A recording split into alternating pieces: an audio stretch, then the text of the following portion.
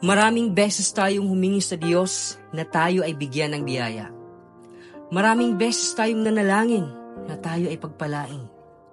Maraming beses tayong humingi sa Kanya na ibigay ang ating mga pangangailangan.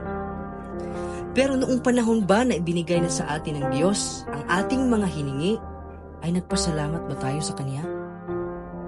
Noong panahon ba na tayo ay pinagpala at dininig niya ang ating mga panalangin, ay sinuklian ba natin ito ng mga pagpapasalamat, pagpupuri at pagsamba? Minsan, may mga pagkakataon sa ating buhay na kapag natanggap na natin ang mga hinihinging pagpapala mula sa Diyos, ay nakakalimutan na nating magpasalamat sa Kanya dahil minsan, mas inuunan natin ang ating sariling interes at kaligayahan.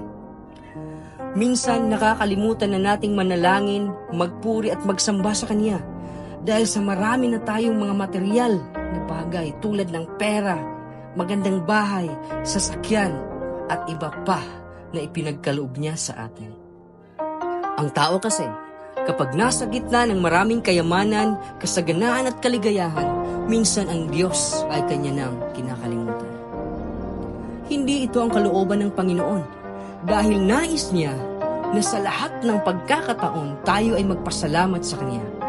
Nais ng Diyos na sa lahat ng panahon tayo ay manalangin sa Kanya.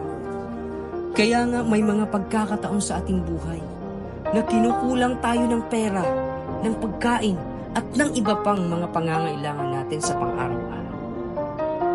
Kaya nga minsan, binibigyan niya tayo ng problema at pagsubok upang ipaalala sa atin na hindi natin kayang mabuhay kung wala siya. Kaya kung tayo man ay binigyan ng Panginoon ng mga biyaya at pagpapala, kapag ang ating mga panalangin ay Kanyang dininig, unahin natin ang magpasalamat sa Kanya at itaas natin ang Kanyang kadakilaan sa ating buhay nang sa ganon ay masunod natin ang Kanyang kalooban.